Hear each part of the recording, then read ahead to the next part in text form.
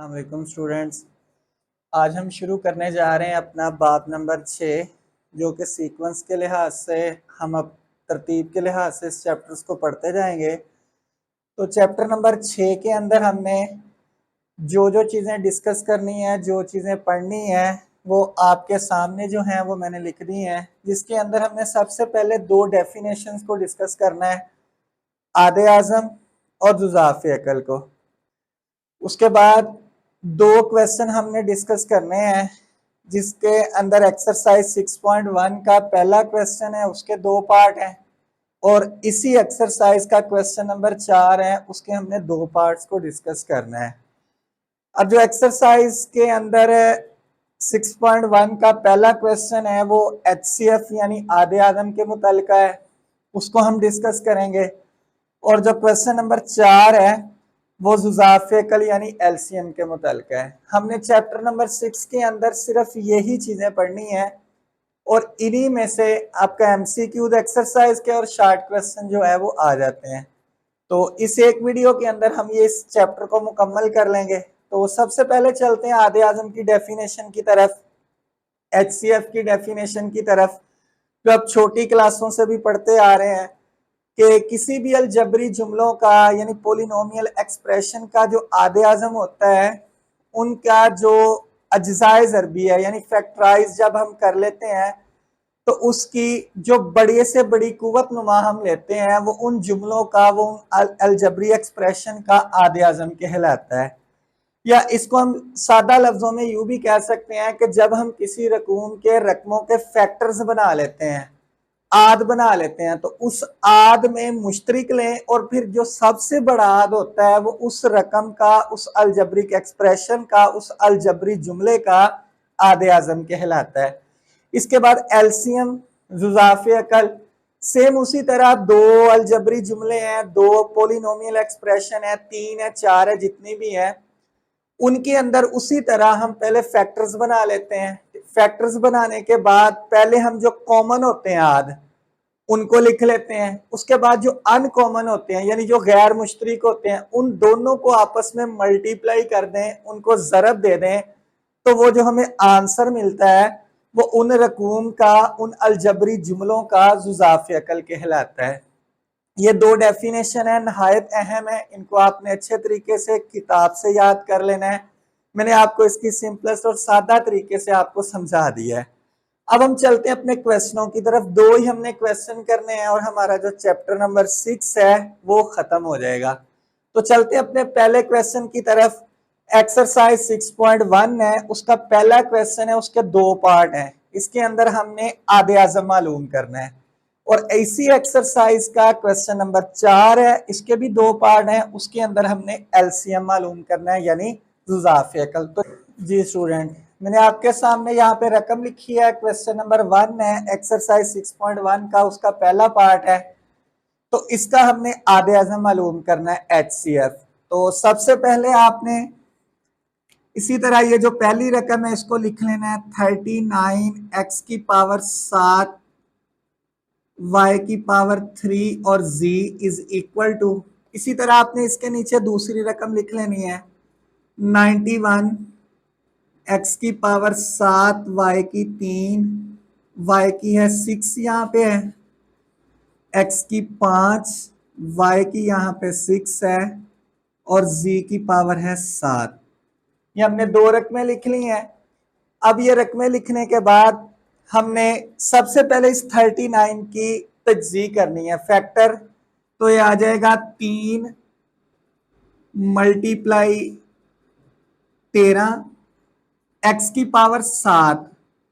अब स्टूडेंट आपने करना ये है कि हमें पता है कि हम इन दो रकमों का आधे आधा मालूम कर रहे हैं। इधर x की पावर 7 है, इधर x की पावर 5 है, तो आपने जो छोटा कुव्वतनुमा होगा उसके लिहाज से बड़ी रकम को ब्रेक कर लेना है। जैसे हमें पता है इन दोनों में x की 5 छोटा है, तो इस रकम को हम ब्रेक कर लेते हैं। x की पावर 5, हमें चाहिए टोटल 7, तो बाकी रह गया x की पावर 2। इसके बाद नेक्स्ट y की पावर 3 है, यहाँ पे 6 है, चूंकि ये छोटा है तो इसको हम वैसे ही लिख लेते हैं y की 3। इसके बाद आगे है जी, तो इसको भी हम वैसे ही लिख लेते हैं। इसके बाद स्टूडेंट अब चलते हैं दूसरी रकम की तजज़ी करने हैं। 91 ये आ जाएगा 7 मल्टीप्लाई 13, यानी 7 को 13 से ज़रब दें तो 91। अब इन दोनों में उसी तरह छोटा एक्स की 5 है तो इसको हम वैसे ही लिख देंगे।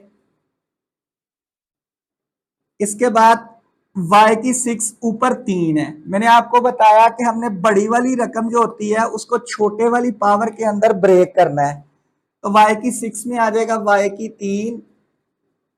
अब हमें चाहिए टोटल 6, 3 हमने लिख लिया तो y की 3 मजीद लिख लिया। अब यहां z की पावर 7 है, इधर 1 है, तो इसको तोड़ेंगे छोटी में तो ये आ गया z, और 7 हमें 7 पूरा करना है तो यहां मुझे लिखना पड़ेगा 6। तो बेटा हमने दोनों रकमों की तजज़ी कर ली। अब हमें इसका मालूम करना है HCF यानी आधे आज़म, हाईएस्ट कॉमन फैक्टर। अब हम सबसे पहले कॉमन फैक्टर इसके देख लेंगे। जैसा कि ये हमारे पास 13 जो है ये कॉमन है, इसके बाद x की पावर 5 जो है ये कॉमन है, इसके बाद y की पावर 3 इसमें कॉमन है, और z जो है वो इसमें कॉमन है। अब हमारे पास ये कॉमन भी है, फैक्टर्स भी हैं और हाईएस्ट भी हैं, तो अब इसको हम लिख लेते हैं 13 x की पावर 5 y की पावर 3 और z, और यही हमारा इस रकम का आधे आज़म कहलाएगा। अब इसी तरीके के साथ जो क्वेश्चन नंबर 4 है, रकम उसकी यही है क्वेश्चन नंबर 4 के अंदर पहले पार्ट की, लेकिन हमने उसका निकालना है एलसीएम यानी जुज़ाफ़े अकल। तो मैं इसी क्वेश्चन को, इसी रकम को अब एलसीएम के लिहाज से भी निकाल देता हूं, यानी हमारा ये क्वेश्चन नंबर जो 4 है उसका पहला पार्ट भी इसी के अंदर ही सॉल्व हो जाएगा। तो यहां पे मैं क्वेश्चन नंबर 1 की जगह लिख रहा हूं क्वेश्चन नंबर 4, रकम हमारी यही है। इसी तरह हमने इसकी तजज़ी कर ली है। तजज़ी करने के बाद अब हमें मालूम करना है इसका एचसीएफ नहीं बल्कि इसका हमें मालूम करना है एलसीएम।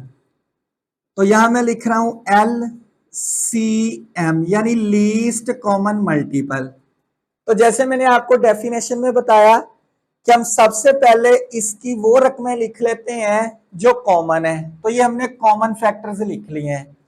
अब हमने क्या करना है, इसको मल्टीप्लाई करवाना है जो बाकी अनकॉमन फैक्टर्स रह गए हैं, यानी जो गैर मुश्तरिक है, जो मुश्तरिक नहीं है, तो वो चेक कर लेते हैं। पहली रकम के अंदर हमारे पास 3 जो है वो अनकॉमन है, इस जैसा कोई और नहीं है, और दूसरी में है 7, तो हम यहां पे मल्टीप्लाई का साइन डाल के लिख लेते हैं 3, इसके बाद 7 जो अनकॉमन रह गए हैं। यहां से हमारे पास बचा x की 2, यहां से हमारे पास बचा y की 3, इसके बाद यहां से हमारे पास बचा z की 7, z की 6 बचा यहां पे। अब हमारे पास ये वो फैक्टर हमने लिख लिए जो अनकॉमन है और ये वो थे जो कॉमन है। अब हम इन दोनों को आपस में कर देंगे मल्टीप्लाई। तो 13 को आप 3 से ज़रब दें 39 आएगा, 39 को आप 7 से ज़रब दे दें 9 7 63, 6 हासिल कैरी आ गया आगे, 7 3 21 और 6 आ गया 27, तो ये बन गया 273। x की पावर 5 और 2 ये मिलके हो गई 7, y की 3 ये और 3 ये मिलके हो गई 6, एक पावर इसकी 6 इसकी, और ये हो गया 7। तो ये हमारा इस रकम का निकल आया एलसीएम। तो स्टूडेंट क्वेश्चन नंबर 4 का पहला पार्ट हमने सॉल्व कर लिया जिसमें हमने आधे आज़म मालूम करना था। अब चलते हैं क्वेश्चन नंबर 1 के दूसरे पार्ट की तरफ, और फिर उसी रकम के ऊपर हम क्वेश्चन नंबर 4 का सेकंड पार्ट जो है वो सॉल्व करेंगे। जी स्टूडेंट, चलते हैं क्वेश्चन नंबर 1 के दूसरे पार्ट की तरफ, जिसके अंदर अब हमें रकमें 3 मिल गई हैं। हमने इसका आधे आज़म मालूम करना है, HCF मालूम करना है। तो उसी तरह हम 1 बाई 1 तीनों रकमों की जो है वो तज्जी कर लेंगे। 102 एक्स वाई की 2 और z इज इक्वल टू, दूसरी रकम है 85 एक्स की 2 y और z, और लास्ट रकम है 187 एक्स वाई और z स्क्वायर। अब हम सबसे पहले 102 की जो है वो तज्जी करेंगे। तो इसकी तज्जी आ जाएगी 2, इसके बाद आ जाएगा 3, इसके बाद आ जाएगा 17, यानी 2 ज़रब 3 ज़रब 17। अब x एक्स स्क्वायर x, तीनों में जो छोटी है वो x है, वो लिख देंगे। इधर वाई स्क्वायर y और y, मैंने आपको समझाया कि हमने तमाम रकमों में से जो छोटी कुव्वत नुमा है वो लिख देनी है। अब हमें चाहिए इधर वाई स्क्वायर, एक हमने y लिख लिया है तो इस वजह से एक और y आएगा, और यहाँ z और z स्क्वायर, तो छोटी जो है वो z है वो हमने लिख ली। ये पहली रकम की हमने तज्जी कर ली। अब दूसरी रकम की तज्जी करेंगे तो बनेगी 5 ज़रब 17, 85 बन जाएगा 85। अब एक्स स्क्वायर x और x, तो छोटा x है वो लिखेंगे, लेकिन हमें चाहिए एक्स स्क्वायर, तो एक लिख लिया, एक अभी बाकी है वो लिख लिया। इसके बाद y एक ही पावर है इसकी, z की भी एक है तो वो हमने लिख लिया। दूसरी रकम की तज्जी हो गई। अब चलते हैं तीसरी रकम की तरफ। तो ये आ जाएगा 11 ज़रब 17, इन दोनों को आपस में ज़रब देंगे तो 187।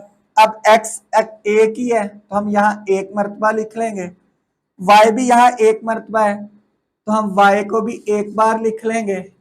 इसके बाद z 2 है तो छोटा z और z स्क्वायर में z छोटा है तो z लिख के अब एक z बच गया तो वो लिख लिया। तीनों रकमों की अब हमने निकाल तज्जी कर ली। अब इसका आ जाएगा आधे आज़म यानी HCF। तो उसी तरह हाईएस्ट कॉमन फैक्टर, सब रकमों में जो कॉमन है तो 17 है, उसके बाद x है, उसके बाद y कॉमन है, और तीनों रकमों में z कॉमन है। तो इसका HCF क्या निकल आया स्टूडेंट? 17 x y और z, ये हमारा इस रकम का आधे आज़म निकल आया HCF। अब इसी रकम का हमने एलसीएम मालूम करना है, यानी जुज़ाफ़े अकल, यानी वो क्वेश्चन कौन सा होगा? क्वेश्चन नंबर 4 और उसका सेकंड पार्ट। लेकिन अब हमें इस क्वेश्चन में एलसीएम मालूम करना है, तो उसी तरह तीनों रकमों की हमने तज्जी की हुई है पहले से ऑलरेडी। अब हमने निकालना है इसका एलसीएम, लीस्ट कॉमन मल्टीपल। तो सबसे पहले हमने कॉमन इसके फैक्टर्स लिख लिए हैं ऑलरेडी। अब हम वो लिख लेते हैं जो इसमें अनकॉमन रह गए हैं, क्योंकि हमने उनको इनके साथ मल्टीप्लाई करना है। इधर से रह गया 2 तो वो लिख लेंगे, 3 बच गया वो लिख लिया, 5 रह गया वो लिख लिया, 11 रह गया वो हमने लिख लिया।